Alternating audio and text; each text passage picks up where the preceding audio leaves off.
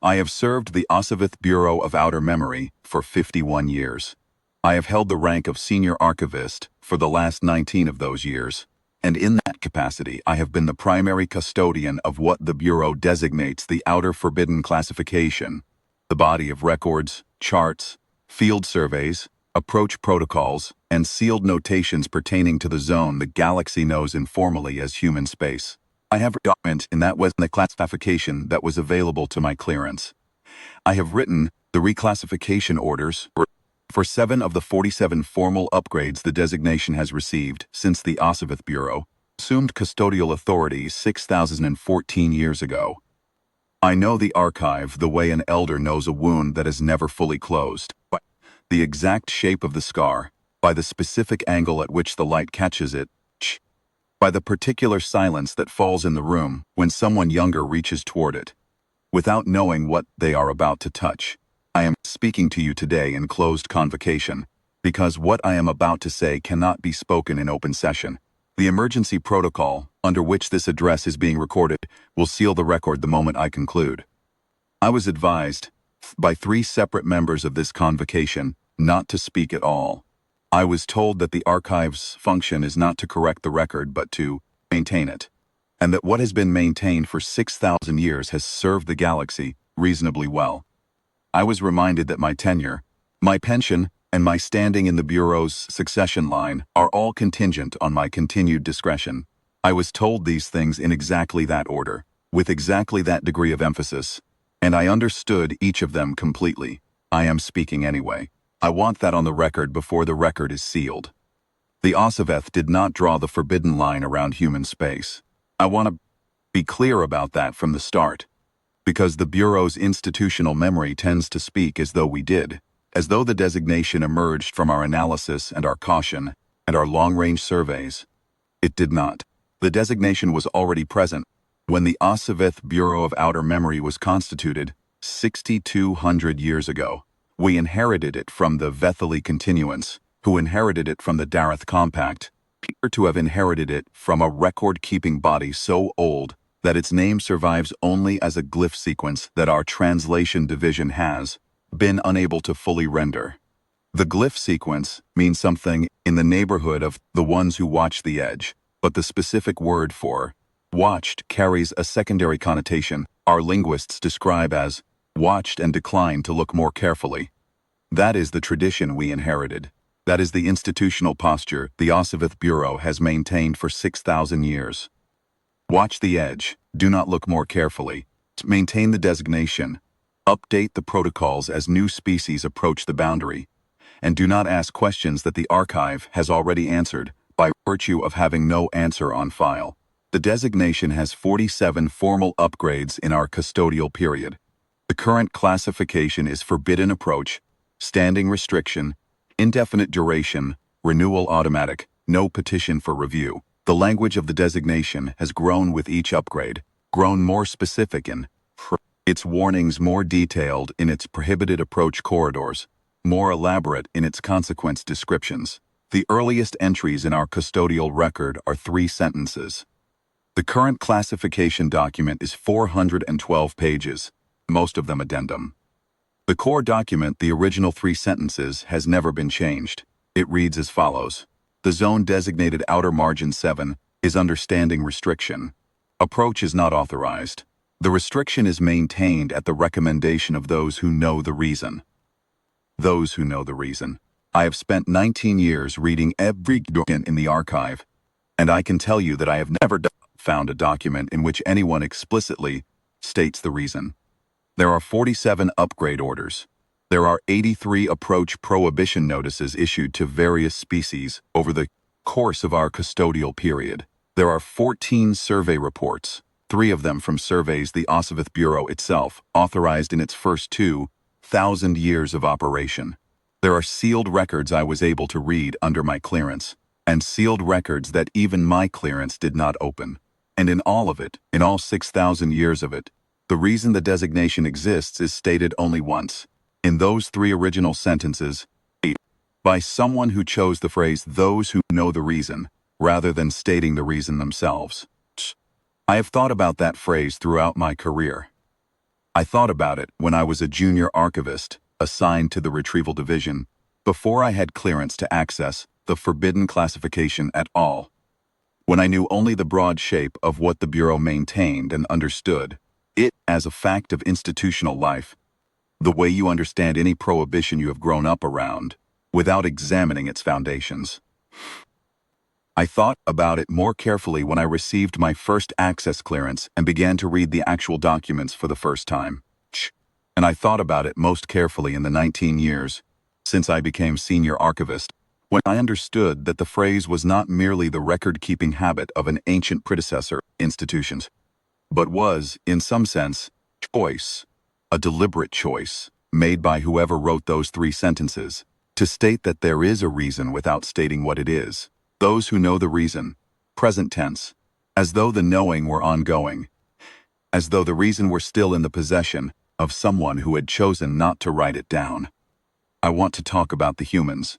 Then I want to talk about something else. The humans.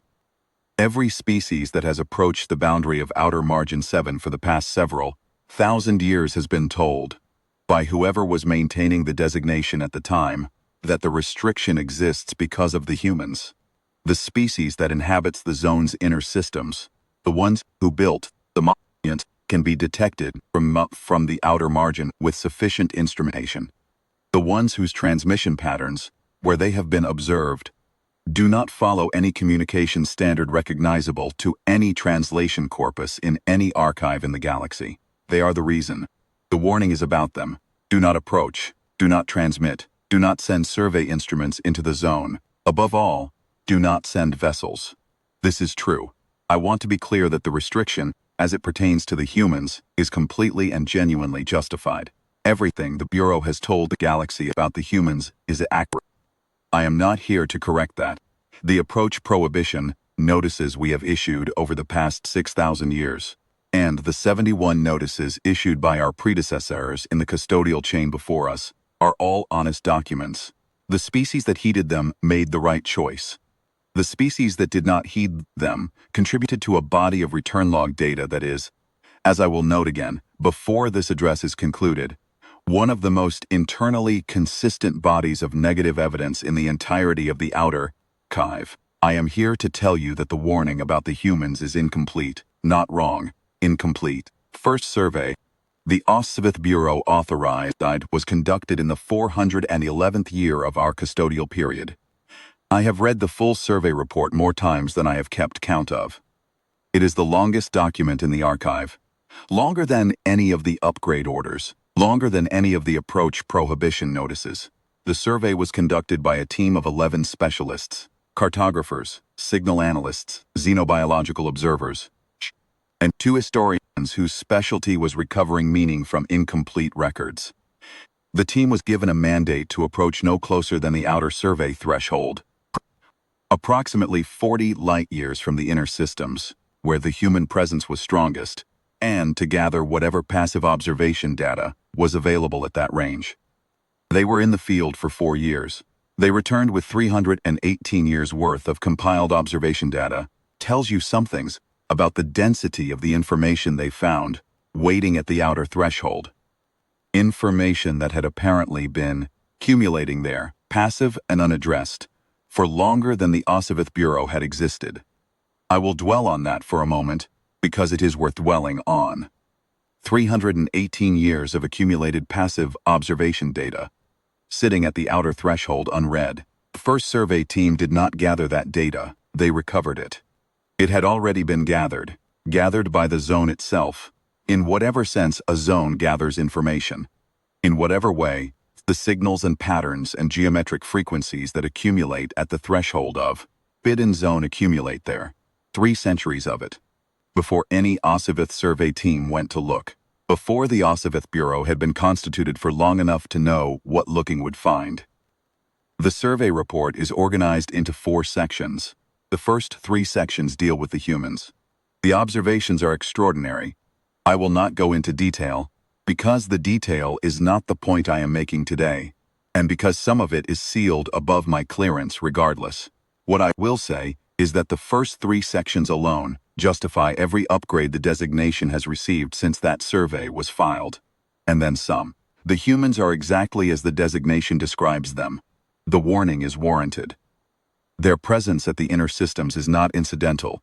Their monuments, their signal geometries, their relationship to the zone they inhabit. None of it suggests a species that arrived in that space and settled into it over time the way most species settle the regions they come to occupy. It suggests something older than arrival, something that belongs there in a way that makes belonging seem like too small a word.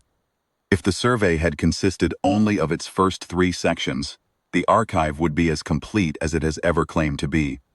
The 4th section is 14 pages long. It was filed as an appendix. The appendix is titled, Secondary Observations, Classification Pending.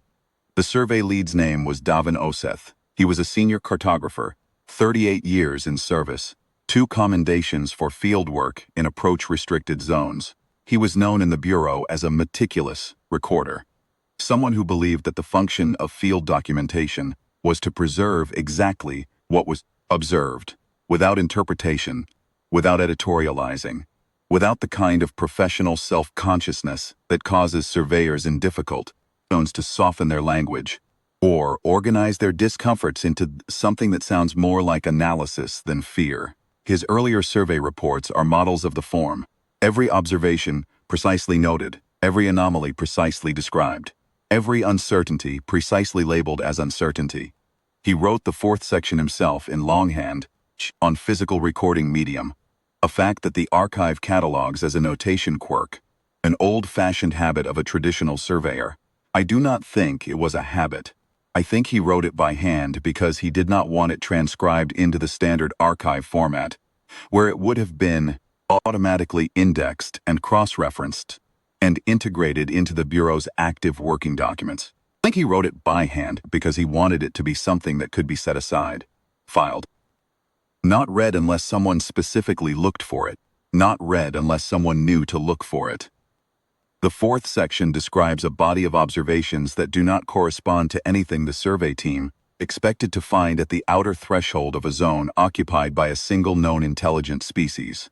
The signals, the structural anomalies, the geometric patterns detected in the deeper margin of the zone's outer layer, not in the inner systems, not where the human presence was strongest, in the intermediate layer between the outer threshold and the inner systems.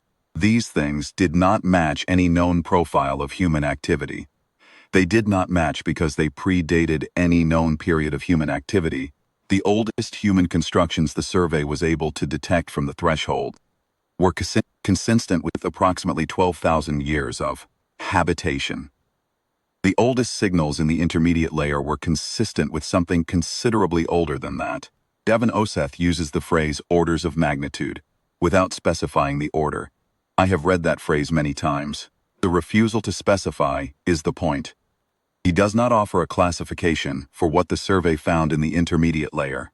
He notes that classification would require closer approach, and closer approach was outside the survey mandate. He notes that the observations are internally consistent. Whatever is in the intermediate layer produces consistent signals, consistent geometric patterns, a consistent profile of presence over the entire 4-year survey period. He notes that in the 318 years of accumulated passive data the team recovered from the outer threshold, the consistent profile is also consistent. It was there before the team arrived. It was present in the earliest accumulated data, places it somewhere in the range of 3 centuries before the Archivist Bureau of Outer Memory was constituted. He writes one thing about scale that I want to note precisely, because it matters. He writes, the intermediate layer does not occupy a discrete location. It is not a thing situated at a point in the zone. It occupies an extent of the zone's intermediate space. The extent is difficult to measure from the outer threshold. Best estimate is that it is larger than the inner system cluster, larger than the human habitation zone, larger than anything I have a category for. The 4th section ends with a note, not a conclusion, not a recommendation, a note. It reads, the survey team discussed whether to recommend a follow-up approach to the intermediate layer for the purposes of classification. We decided against this recommendation. We believe the humans are aware of the intermediate layer. We do not know if the intermediate layer is aware of us. We do not believe it would be useful to find out. Dauphin Eth retired from the Bureau 7 months after the survey report was filed. There is a standard exit interview protocol for senior archivists and surveys leads who conclude their service. The interview record is brief, covers administrative handover matters, and contains nothing about the survey or the fourth section. Nothing about what he saw at the outer threshold. Nothing about what the intermediate layer was, or what it was doing in the space between the humans and the rest of the galaxy. The interviewing officer's notes say only, survey lead in good standing, full handover completed, tenure commended, 7 months between filing and retirement. That is the fastest any senior survey lead in the archive's history has retired after completing a major field expedition. The fourth section was designated classification pending. In the 6,000 years since, no classification has been entered. The designation remains classification pending. This is not an oversight. I know it is not an oversight because I have found in the archive 3 separate internal memos from 3 separate archivist generals over the past 4,000 years, each of them noting that the fourth section remains classification pending, and each of them directing that no action be taken to pursue classification at this time. I want to describe those memos carefully, because each of them is its own small document in the institutional history of this choice. The first memo was filed in the 903rd year of our custodial period, approximately 500 years after Davin Oseth. Survey report was archived. The archivist general at the time was a senior administrator named Voreth Sale, and the memo is addressed to the classification division, with a copy to the senior archivist of outer records, who was not yet a position title I would hold for another 4,000 years. The memo notes, in its first paragraph, that a routine audit of the Outer Archive's pending classification entries has identified Outer Margin 7, secondary observations, as a long-standing open entry. The second paragraph notes that the entry was filed by the first survey team and has been pending for approximately 5 centuries. The third paragraph, which is also a paragraph, directs the classification division to take no action on the entry at this time, pending further review by the Archivist General's office, and states that the entry should be flagged for annual review. The annual review flag is present in the archive system. It has been present, generating an annual notification approximately 5,000 years. The notification goes to the Senior Archivist of Outer Records, which is I have held for 19 years. Every year for 19 years I have received a notification that the classification pending entry, Outer Margin 7, secondary observations is due for review. Every year for 18 of those 19 years I wrote the same response that every archivist before me appears to have written. No action at this time. The second memo was filed approximately 2,000 years after the first, in the 2907th year of our custodial period. A different archivist general, a different era. The memo is longer than the first. 2 full pages rather than 3 paragraphs. And it is clearly written by someone who has read the first survey, fourth section carefully, and thought about it for some time before writing.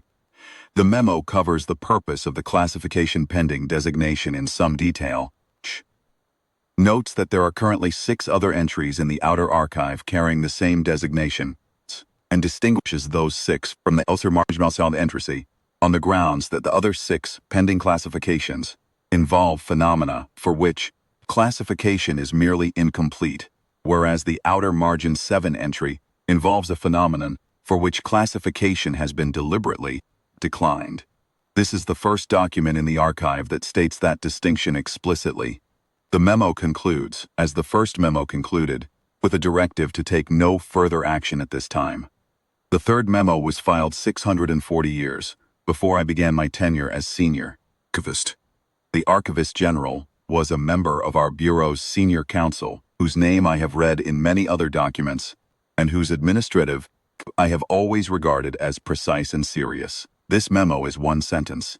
It reads, "The classification pending entry for Outer Margin 7, secondary observations is noted. No action is recommended at this time." 1 sentence, no explanation, no reasoning. No reference to the previous memos, to the first survey, to Davin Oseth, or to anything else. After 5,000 years and 2 careful memos, by two predecessors who had each thought about the question and explained their thinking. This archivist general wrote one sentence and was done with it. I spent a long time looking at that one sentence. I have thought about it more than almost anything else in the archive. A person who has read the fourth section and the two previous memos and arrived at one sentence is a person who has made a decision about what can be said and what cannot, and has decided that the gap between those two things is not worth trying to bridge. One sentence is the form a decision takes when the deciding is done, and the only thing left is to record it. At this time, 3 archivist generals, across 4,000 years, each writing the same effective deferral. At this time, I want to talk about the second survey. The second survey was authorized in the 1202nd year of our custodial period. The record of its authorization is 3 paragraphs, shorter than the authorization records for most routine mapping expeditions in unclaimed space. The survey mandate was passive observation only, outer threshold approach only, compilation of accumulated passive data, same mandate as the first survey. The team was 7 members. They were in the field for 2 years. They returned. Report they filed is 11 pages long. For reference, the first survey's report was the longest document in the archive at the time it was filed.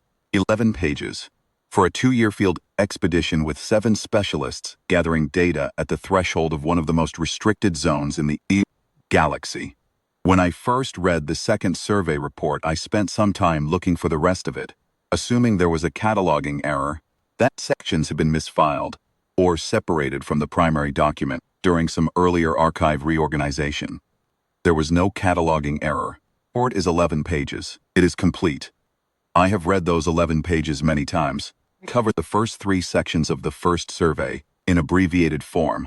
Yes, the human presence. Yes, the known anomalies. Yes, the designation is warranted. Yes, the accumulated data at the threshold remains consistent with previous surveys. They cover it in 8 pages. The remaining 3 pages are titled Secondary Observations, Classification, Ping. The second survey's lead was a cartographer named Savel Dayath. She had been in service for 22 years and had read the first survey report before going into the field.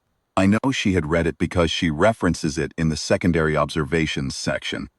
She writes, first survey team noted secondary observations in the zone's intermediate layer and declined to recommend follow-up approach for classification.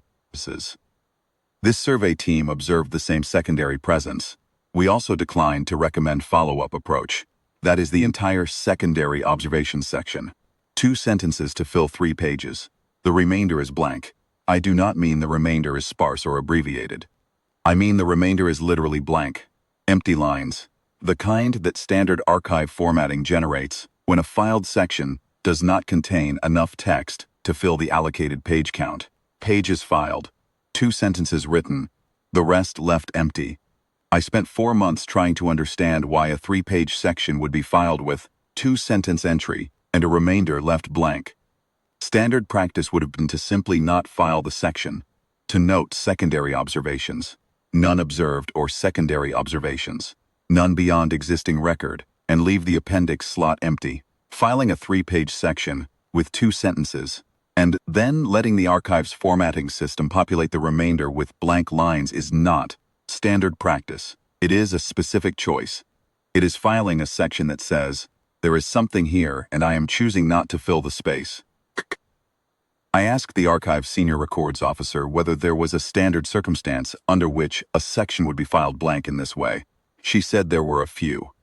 Sections where field conditions had prevented proper documentation, sections where classification restrictions prevented full disclosure, and sections where the survey lead had indicated intention to supplement. I asked whether Savel Dayath had ever supplemented the second survey's secondary observation section. The senior records officer checked the archive and told me that Savel Dayath had retired from field work 6 weeks after the second survey was filed. She had requested a reassignment to administrative work. The request was granted with a notation in her service record. Reassignment approved, field service concluded. She had served in administrative roles for the next 18 years until her retirement. She had never filed a supplement. I found in the archive one additional item associated with Civil Death's name, a personal notation, filed under her service record rather than under the survey report, which is irregular. Personal notations in service records are not common. They are most often filed by specialists who have served in approach-restricted zones and want something on record that is not part of the official survey report. The notation is brief. It says, "I have read what Davin Oseth wrote in the 4th section of the first survey. I understand now why he wrote it by hand." That is the entire notation. I have read it perhaps 200 times. 8 words if you count carefully. 8 words filed in a service record by a woman who left field work 6 weeks after returning from the outer threshold and never went back into the field. Who read what Davin Oseth wrote and understood why he had chosen physical medium and longhand and a section filed as an appendix. Filed 3 blank pages in the secondary observations slot, and then went to work in administration and spent 18 years handling the kind of paperwork that has nothing to do with outer thresholds or intermediate layers or the things that live in the space between the humans and the rest of the galaxy. This is what the archive contains about the second survey's secondary observations. A 2-sentence entry, a blank remainder. Notation filed in a service record by a woman who understood something so clearly that understanding it was enough to end her field career. I want to talk about the third survey. The third survey is the reason I am standing in front of you today. It is the reason this address will be sealed the moment I conclude. It is the reason I submitted my resignation to the Archivist General's office this morning before I came here, and why the letter specified that the resignation is effective as of the moment I stop speaking. The third survey was authorized in the 2207th year of our custodial period. It is the last survey the Osivith Bureau has authorized in the 4,000 years since. The mandate was the same: passive observation only, outer threshold approach only. The survey team was 9 members. The team lead was a historian named Torvith Nayan, a specialist in what the Bureau calls deep restricted archive interpretation, which means his career had been spent reading records from zones so old or so restricted that standard analysis tools were insufficient. He was 57 years old at the time of the survey. He had spent 30 years reading the records of dead civilizations and the archive fragments of species that had encountered things they had not survived encountering. He understood how to read the shape of an incomplete record, not just what it said but what the incompleteness itself communicated. He was the first survey lead who had read both the first and the second survey reports in full before going into the field. He told me this himself. I was able to speak with him because he is still alive. He is 112 years old, and he lives in a residential care facility in the eastern quarter of Varathosan, in a room with a window that looks out over the lower city's rooftops. He has not spoken about the third survey to anyone, as far as I can determine, in the 89 years since he returned from the field. The Bureau's records show no follow-up interviews, no archive consultations, no correspondence on the subject. He appears to have returned from the survey, filed his report, removed the incomplete flag from its formatting record 4 days later, and then proceeded to live the remainder of his career and his retirement in. It's about the third survey so consistent and so complete that the Bureau appears to have accepted it as resolution. He spoke to me once, 3 years ago, for approximately 40 minutes. He agreed to speak because I told him I had read the secondary observation sections of all 3 surveys and I had a specific question, not a general question, a specific one. I asked him in the third survey report, the secondary observation section is absent, not filed blank as in the second survey, absent entirely. The report ends after the third section. The incomplete flag was removed 4 days after filing. I asked him, what was in the section you chose not to file? He was quiet for a long time after that. The facility's room is small. There is the window, a chair, a narrow table with a few things on it, a document reader, a cup, some objects I did not examine closely. He looked at the window for a while. He said, I removed the flag because I did not want anyone to look for the rest. I told him I was looking for the rest anyway. I asked if he had written it somewhere. He said he had not written it anywhere.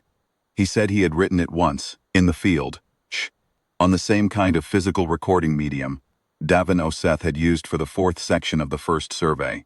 He said he had read Davin Oseth's section before leaving for the field and had understood the choice immediately. He said he had written his own observations the same way, by hand on physical medium, not transcribed into the standard format, not integrated into the archive's indexing system. He said he had written it in the field and destroyed the physical record before he came home. He had brought it back to the outer edge of the threshold and destroyed it there, before the ship entered the transit corridor. He did not want it in transit. He did not want it on the ship. He did not want it anywhere that it could be found and read and processed and passed up the chain of institutional attention. I asked him what was in it. He was quiet again for a long time. When he answered, he spoke carefully, in the way of someone who has spent 89 years choosing exactly which words to allow themselves. A discipline that lives in the muscles of the jaw, in the slight delay between thought and speech, in the deliberate pace of a man who learned long ago that some of what lives in his memory is better accessed slowly and with intention, never quickly, never in the casual way you reach for a familiar thing, he said. The first survey team noted a secondary presence in the intermediate layer. The second survey team confirmed it. Both teams declined to recommend classification approach because approach would have required going closer, and neither team wanted to go closer. He paused. He said, "We went closer. We were authorized only to the outer threshold, but we went closer. The decision was mine. I made it on the fourth day of our observation window, when it became clear to me that the outer threshold data was giving us the same inference-based impressions that the first two survey teams had worked with, and that we were going to file the same 3-page blank if we stayed at the threshold. I decided we needed to resolve the intermediate layer clearly enough to actually observe it rather than infer it. We went to 31 light years inside the outer threshold." He stopped. He looked at the window. I waited. In 40 minutes he did not rush once. He said, "What we saw at 31 light years inside the threshold was not what I had expected to see on the basis of the first two survey reports. Reports described a secondary presence, a consistent signal profile, a geometric pattern in the zone's intermediate space. I had read those descriptions and formed an expectation the way any experienced reader of field reports forms an expectation. I expected to see something clearly at 31 light years that had only been visible as an impression from 40. I expected the clarity to give us something nameable, a classification category we could fit it into, a point of reference in the existing corpus," he said. "We could not name it. We could not find a reference point. This is not a reflection of the instruments or the data quality. The instruments worked correctly. The data quality was excellent at that distance. We had a clear observation of the intermediate layer for the first time in the archive's history, and what the clarity showed us was not something that fit any classification the Bureau had ever developed for any phenomenon, in any approach. Restricted zone in its 6,000-year history. It was not a species. It was not an installation. It was not a phenomenon I can describe with the vocabulary available to me in this language, or in any language I know. I asked him what it was doing. He said, "Nothing. In the sense that doing implies activity you can observe discreetly. It was present the way a very old mountain is present, not doing anything, simply there. Face it occupies in a way that makes the space seem secondary to it, rather than the other way around. Present in a way that the mountain analogy fails, because a mountain does not have a quality of awareness. I am not saying it was aware of us. I am saying it had a quality of attention that the mountain does not have. Whether that quality was directed at us, I cannot say." He stopped and looked at the window again for a moment. He said, "I can tell you one thing about it, which is the one thing I wrote down before I destroyed the record. The one thing I needed to be certain I had documented, even in a document I intended to destroy. Because I thought, if I destroyed it without writing it down, I might convince myself I had not seen it clearly, that it had been an instrument impression, that the clarity was an artifact of distance. I needed to write it to confirm I had actually seen it," he said. "The humans know it is there. Whatever is in the intermediate layer, whatever it is, whatever it has been doing in the space between the outer threshold and the inner systems for longer than any archive extends. The humans know it is. there. They have always known. It is evident in every observation datum from the intermediate layer. The geometric patterns in the human constructions that the outer threshold data makes visible, the orientation of the signal structures in the inner systems, the specific spatial relationship between the human habitation zone and the intermediate layer's outer edge. None of it is coincidental. None of it is accidental arrangement. The humans and the intermediate layer have a spatial relationship that took deliberate establishment. Something organized it. Something maintains it, he said. And whatever is in the intermediate layer, it has not moved outward, not in 3 centuries of accumulated data, in 4 years of the first survey window, not in 2 years of the second survey window, not in our own observation period at 31 light years, which gave us the clearest view any survey team has ever had. It has stayed in the intermediate layer, between the humans and the outer threshold, between the humans and the rest of the galaxy. It has not come through. He stopped speaking then. He let the silence sit for a while. Then he said quietly, "Believe the humans are the reason it has not come through. I do not know how. I do not know what that cost them, or what it costs them still, or how long they have been doing it, or whether the arrangement was something they chose, or something they inherited, or something they were made to, by circumstances, older than their own history. I do not know if they know everything about what they are holding in place. I do not know if the arrangement was built by them or built around them. What I know is what the observation data shows. The intermediate layer is there. The humans are there. The intermediate layer has not moved outward, and the specific geometry of the zone suggests that these facts are related." He did not say anything else after that. He looked at the window for a while. Then he said he was tired, and the facilities attendant came in, and that was the end of the 40 minutes. He did not ask me what I intended to do with what he had told me. I think he already knew. I want to be precise about what I understood from that conversation, and about what I believe the archive has known and chosen not to fully state for 6,000 years. The forbidden designation on outer margin 7 has always been described to the galaxy as a designation about the humans. The humans are the danger. The humans are the reason no approach is authorized. The humans are the reason 47 upgrades have been necessary, each one refining and extending the warning. And this is true. I told you at the beginning it is true, and I have not changed that assessment. The humans are genuinely and completely what the designation says they are. Nothing about the warning is false. The warning is about one layer of what is in outer margin 7. The designation was always 2 layers. The first layer was always the humans. The second layer was in the archive, in the 4th section of the first survey, and in the blank remainder of the second survey, and in the absent 4th section of the 3rd survey. The one Torveth Nayan wrote by hand in the field and destroyed at the outer edge of the transit corridor before coming home. The second layer is in the personal notation Saval Death, filed under her service record instead of in the survey appendix where it belonged. It is in the fact that 3 archivist generals across 4,000 years looked at a classification pending entry and 4 words at this time, and moved on.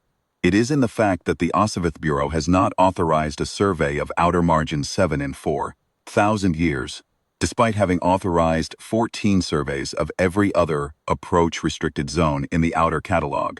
The second layer has no designation. It has no classification. It has a notation that says classification pending and a timestamp from 6,000 years ago and nothing after that. The galaxy knows to avoid human space because of the humans. The humans are sufficient reason. The humans are, by themselves, more than sufficient reason.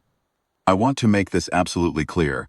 If there were nothing else in that zone, if the 4th section of the first survey had never been written, if Sival Death had never looked at the intermediate layer, if Torveth Nayan had never gone 31 light-years past the threshold, the designation would still be correct, the warning would still be warranted, and no rational member of any rational species should ever attempt approach.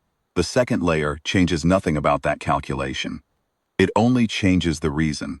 What the Archivist Bureau has told the galaxy for 6,000 years is, do not approach human space because of the humans. What the archive has known and chosen to maintain as classification pending rather than speak aloud is something more specific and considerably harder to sit with. The humans are in the inner systems, the intermediate layer. Whatever it is, however old it is, whatever it is doing in the space between the outer threshold and the inner systems, is between the humans and the rest of the galaxy. Not behind the humans, not beyond them, between them and us. Where Torvith Nayan said he believed the humans are the reason it has not come through. I have spent 3 years since that conversation thinking about those words, and I have come to the following conclusion. I do not know if he is right. I cannot know. The archive cannot know. No survey team that has gone past the outer threshold has ever returned with a complete enough observation to state the relationship with certainty, and the only team that went far enough to observe the intermediate layer with real clarity destroyed its own record before coming home. But I know the following. The designation has been maintained by an unbroken chain of custodians for longer than the Archivist Bureau has existed. The chain runs through the Vithali Continuance and the Darath Compact and the body of ancient glyph keepers, whose name we cannot render. Every custodian in that chain looked at the outer threshold and saw what the surveys eventually documented. Every custodian in that chain maintained the designation and passed it forward. None of them ever filed a classification for the second layer. I believe they all knew what Davin Osith knew, and what Sival Daeth knew, and what Torvith Nayan knew. I believe every custodian who looked carefully enough at the outer threshold understood that the designation had 2 layers, and that the second layer was not something to be classified, because classification would require approach to the intermediate layer, for the purpose of naming what is there, is precisely the kind of thing that the intermediate layer's quality of attention might notice. The first layer was always sufficient. It was always sufficient to say, the zone is forbidden because of the humans. It was always sufficient because it was true, and because additional elaboration would inevitably lead to the question that rational beings find very difficult to leave alone. The question is, what would happen to the arrangement if the humans were gone? I have spent 19 years in the archive, and 3 years specifically with that question, and I want to be honest about what it has done to me to hold it. It is not a question that sits quietly. It does not resolve into an answer, but it does not stay still either. It moves in the mind the way a very cold thing moves against the skin. Not with urgency, not with heat, with a patient insistence that you cannot stop being aware of it. I have read records of dead civilizations, species gone, archive sealed, the Bureau's notion reading final entry, record closed. I have read the approach prohibition notices we sent to species that did not take the warning and sent vessels anyway. And I have read the subsequent notices filed for the benefit of the next species in line, the ones that note contact lost after threshold approach, with no return transmission. I have read things in this archive that most members of this convocation have not been cleared to read. None of that sits in the mind the way that question sits. Because the other things describe events that are finished. The dead civilizations are dead. The species that did not heed the prohibition notices are cataloged. The records are sealed, and the entries read final. The question of the intermediate layer is different because it does not describe something that has already happened. It describes an arrangement that is currently in place, that has been in place for longer than any record extends, and whose continuations depends on conditions that the archive has never been able to fully document. The intermediate layer has not moved outward. The arrangement holds. But the archive contains no document, not one in 6,000 years of Archivist custodianship, and however many thousands of years before. That explains what keeps it in place, or what would happen if what keeps it in place were removed. The warning stands. This is the part I need you to hear clearly. Before the emergency protocol seals this address, and before I walk out of this chamber, the warning stands completely.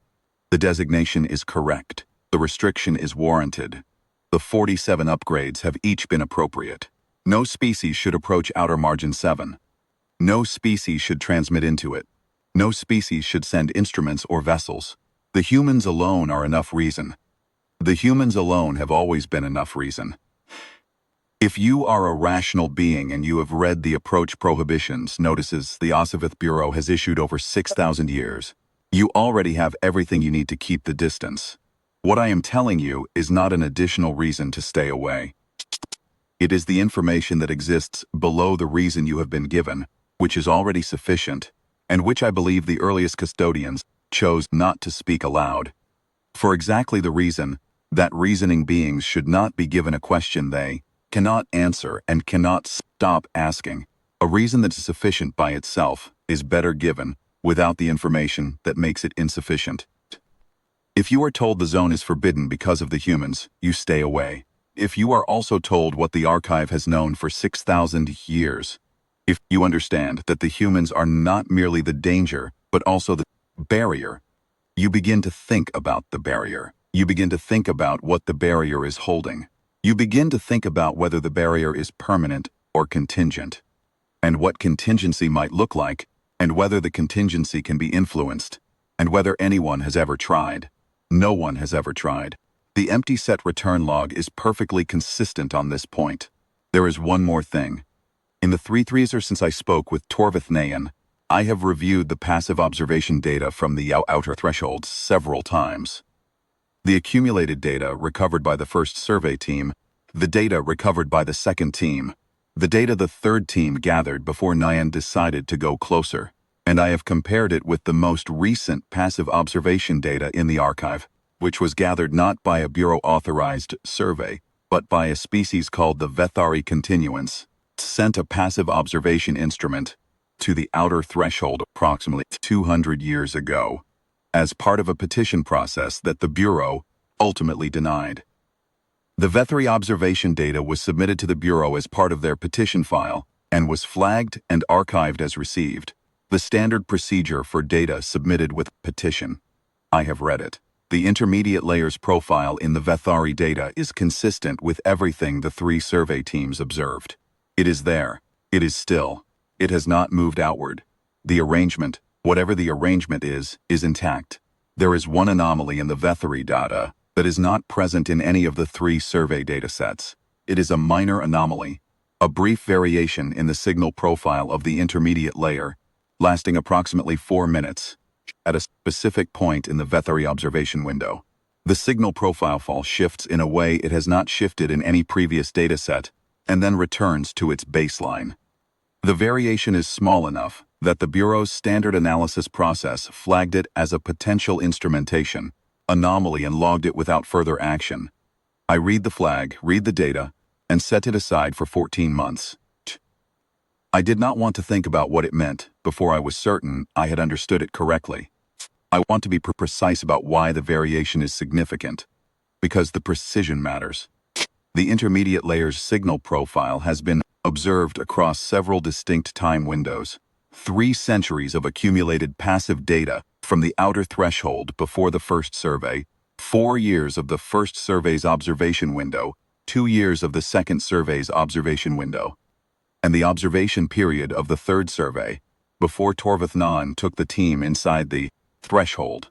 Across all of those windows, the signal profile is consistent. Not merely consistent in the sense that it is present and recognizable each time, consistent in the sense that it does not vary. The profile holds the same contour in the 3-century accumulated data and in the most recent survey data. Whatever the intermediate layer does, it does with the stead that no natural phenomenon of similar scale should by any reasonable expectation produce. It is consistent the way a deliberate thing is consistent. The consistency itself is an observation. The 4-minute variation breaks the consistency. At one point in the Vethari observation window, the profile shifts. Then it returns. The Vethari instrument was at the outer threshold. It was a passive observation instrument. It was not transmitting into the zone, not actively querying anything, simply recording what the threshold had to show. The instrument had been at the threshold for 11 days before the variation occurred. 11 days the intermediate layer's profile was exactly what it has always been. Then for 4 minutes it was not. I believe the 4-minute variation is the intermediate layer moving, not outward, not toward the outer threshold.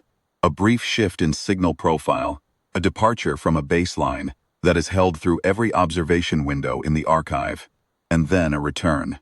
Something in the intermediate layer attended to the Vethari instrument. in a way it hadn't attended to any of the previous survey instruments. In all time those instruments had been present. It noticed. It looked. It looked for 4 minutes, and then it stopped looking and returned to what it was doing before. I do not know what the Vethari instrument looked like from the intermediate layer. I do not know whether the layer has any concept of observation that maps to the word.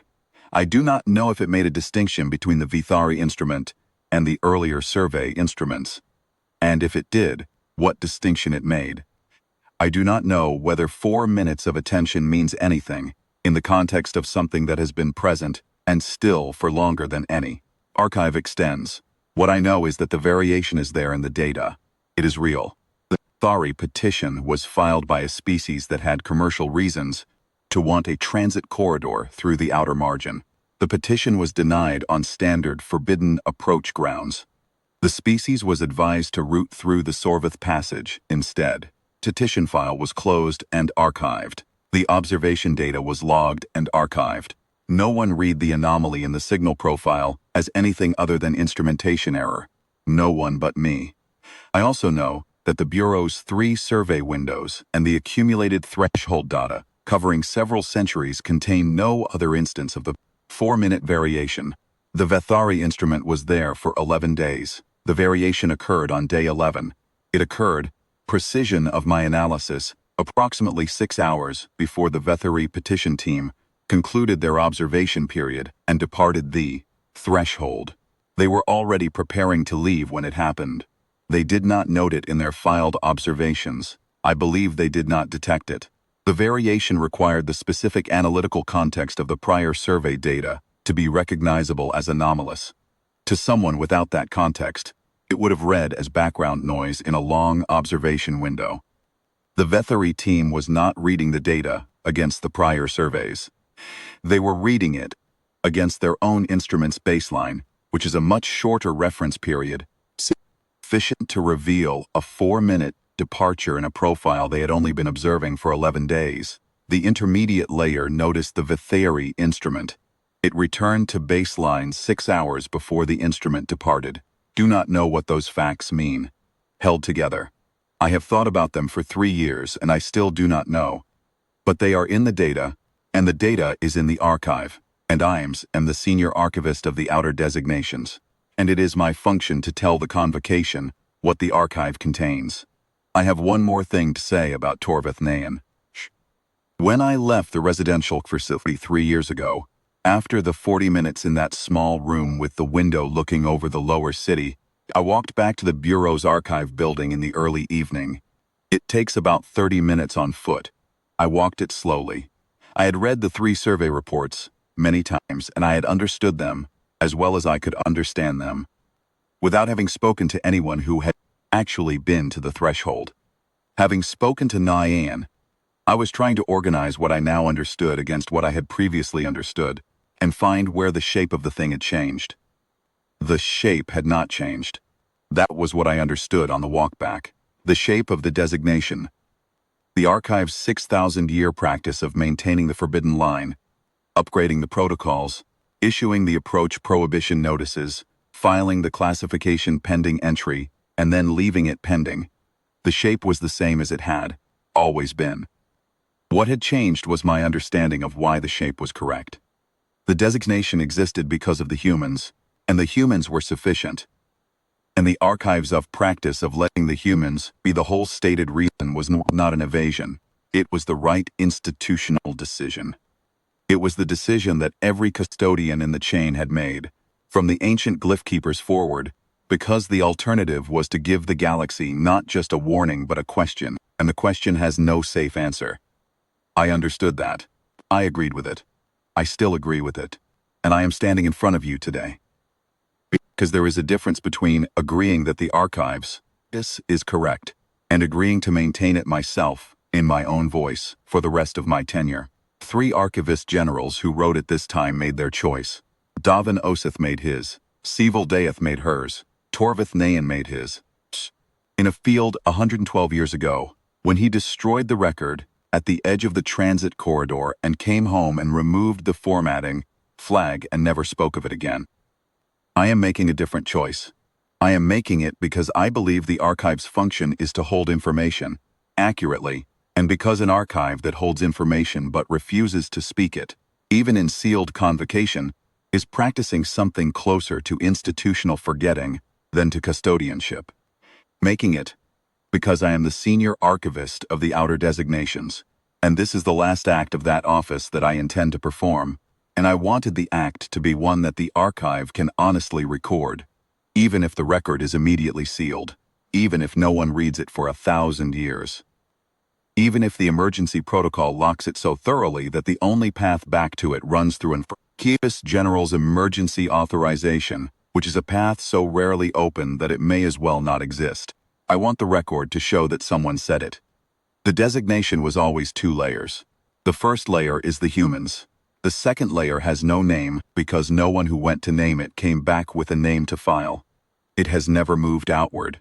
The humans are the reason it has not come through. That arrangement has been in place for longer than the archive extends, and the archive's job is to maintain the line and not ask what is on the other side of it. We maintain the line, we do not ask. I am done.